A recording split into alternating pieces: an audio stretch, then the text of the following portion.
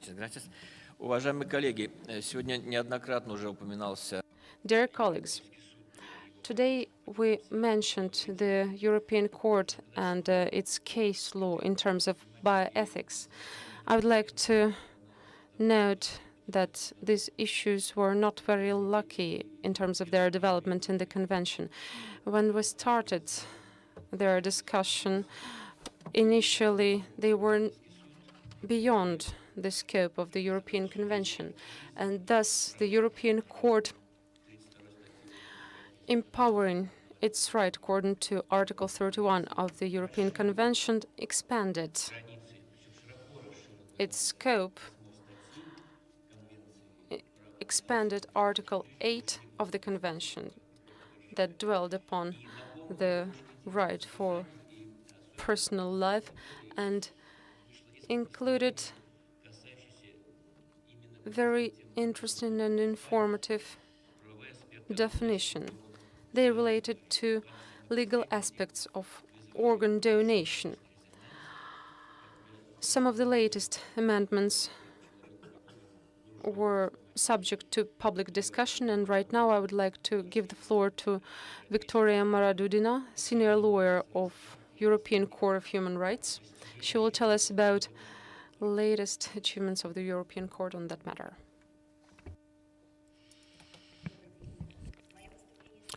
Good afternoon. Today I'm presenting on a study of the practices at the European Court of Human Rights in the field of human transplantology.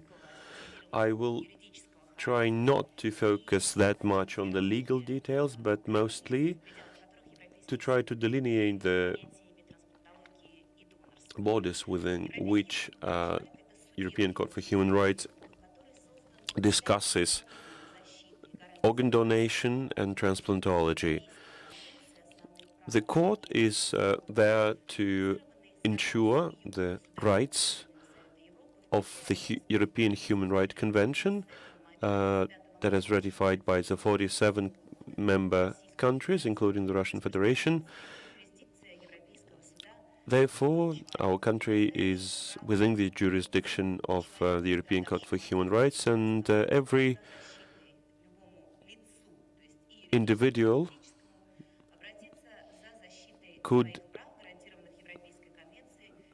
contact the European Court for Human Rights for the protection of their rights under the Convention. The court, as you know, is located at Strasbourg. The Convention has been around for over 70 years, dating back to 1957, but this is still a tool that is used to protect human rights in Europe. The court is there to ensure the operation of the Convention and to interpret its clauses. This interpretation has been a tool that the court uses to encompass some of the challenges that arise in the modern world. One such challenge is a very complex one, bringing together moral and ethical problems over the last couple of years, was the Lambert against France case that at the center of which was a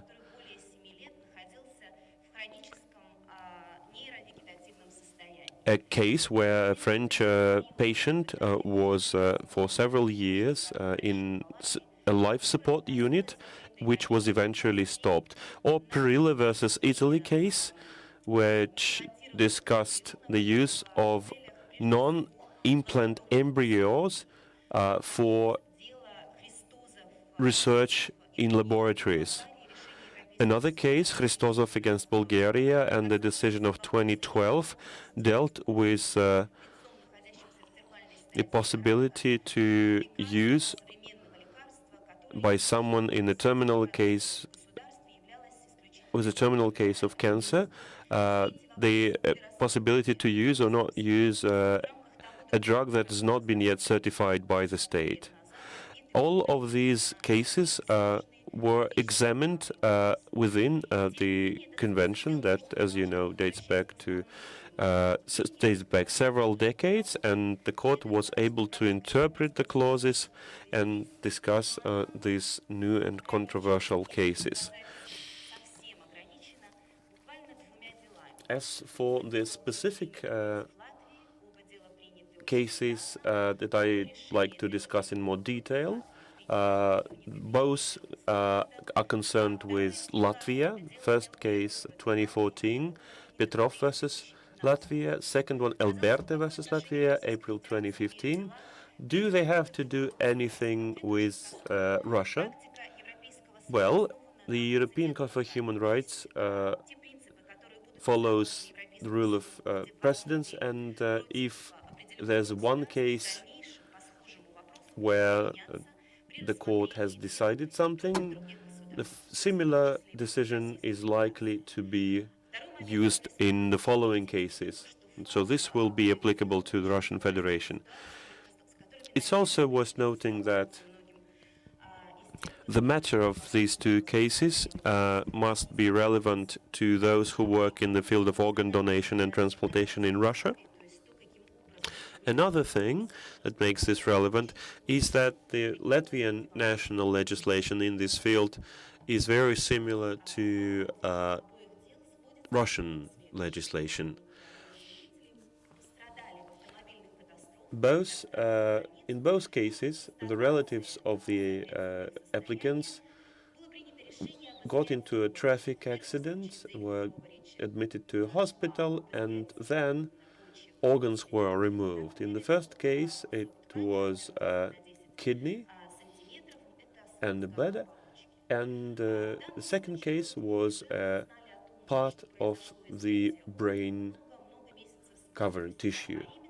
The relatives only learned about this several months later, many months later, when they got information within the legal cases on the traffic accident. The relatives learn about this, and they also learned that there was no consent. According to Latvian law, any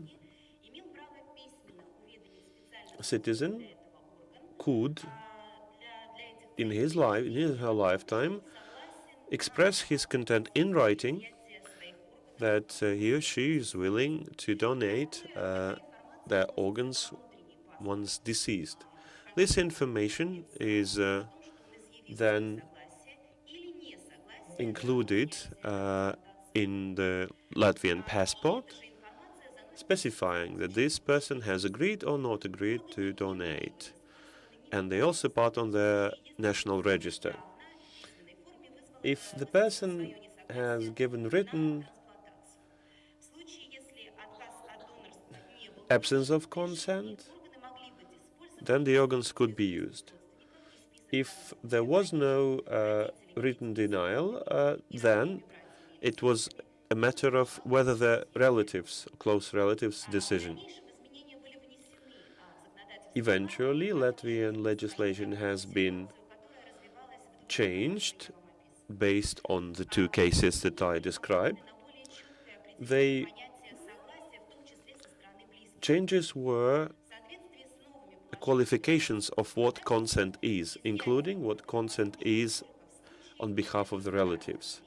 Now, if there is no written expression of the lack of consent in the state register, then the organs can be used, or if the organs, or if the relatives did not inform the medical institution of their disagreement.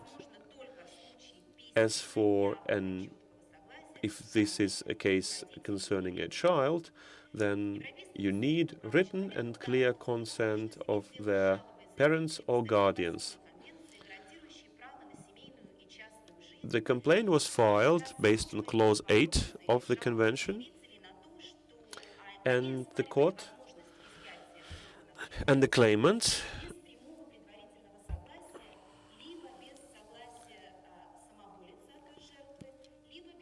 wanted the court to overrule the Latvian court decision on the lack of consent express. The relatives were there at the hospital. They could be consulted, but they were never consulted by the doctors there. The main point of disagreement was the definition of consent. Latvian government insisted that in Latvia there was a system of presumed consent.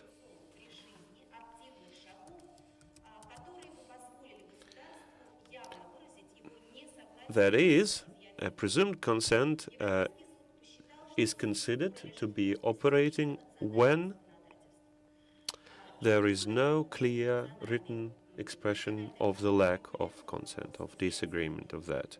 So the court decided that this was a matter of legal national, of the Latvian national legislation. We used the regular procedure of testing when there are complaints regarding to clause 1. First of all, we clarify whether the intervention did take place. Then we examine how it was regulated by the national law, and the requirements to national law are as follows: that it should be clear, understandable, and accessible, and the consequences should be clear to anyone who is the subject of this specific clause. After these two stages, the court proceeded to examine what were the purposes of the intervention and whether they conformed to the principle of a special social need and the balance of the intervention. Going back to the two cases, we examined, the court defined that the parties disagreed on the interpretation of the national legislation in the field of organ transplantation.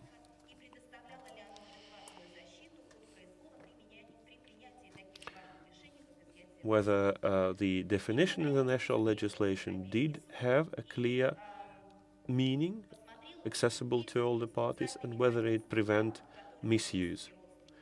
The court focused on that and looked into whether there was a mechanism through which the relatives of the donor could express their consent or dissent on that. Eventually, the court decided that clause 8 was violated, and it also discussed a number of points that could be applicable in Russia as well. First, the court decided that they will not just assess the actual legal requirements, but also the legal procedures. That is, whether the relatives were there, whether they could be consulted, whether they were informed. The relatives were not informed, despite between the time of admittance and the fact of death, several days went by. But this was not the main reason even. The main reasons were the stipulations of the national law, the need to consent as described by the Latvian legislation. The clauses were formulated so that various national bodies, in the circumstances of this case, interpreted these norms very differently. For instance, the police, when they encountered the case of illegal extraction they decided that this was according to the rules. At the same time, the Ministry of Health Care of Latvia understood the norms as if they required informing the relatives. Therefore, the European Court for Human Rights decided that the national legal stipulations were not clear enough. They did not prescribe specific rights or opportunities in a non-ambiguous manner. Next point that we focused on was that neither the existing practice nor the legislation described the operations of the presumed consent that the Latvian government insisted upon. In the two cases, the relatives were not informed and were not explained that they could use the right of veto on the body organ extraction. The national system did not have a protection system against possible violations, while directly expressed dissent could prevent such intervention, but at the same time, national legislation did not make any provisions for informing the relatives in such circumstances. Therefore, the European Court for Human Rights found the national legislation to be ill-defined and ill-fitting for such situations. The quality of the legislative stipulations were considered as not optimal and as not being able to prevent such violations, because there's a large discretion that the European Convention gives to national authorities and healthcare systems. So this what was the court very critical of. At the same time, the court did not comment on the long existing discussion between the choice of direct consent and assumed consent. The court did not comment on which system is more fitting. It remains the prerogative of the nation states, of the member states, as Clause 8 stipulates. The criticisms expressed by the court was only aimed at the specific formulations of the Latvian national law describing such medical interventions. At the same time, the decision on both cases emphasized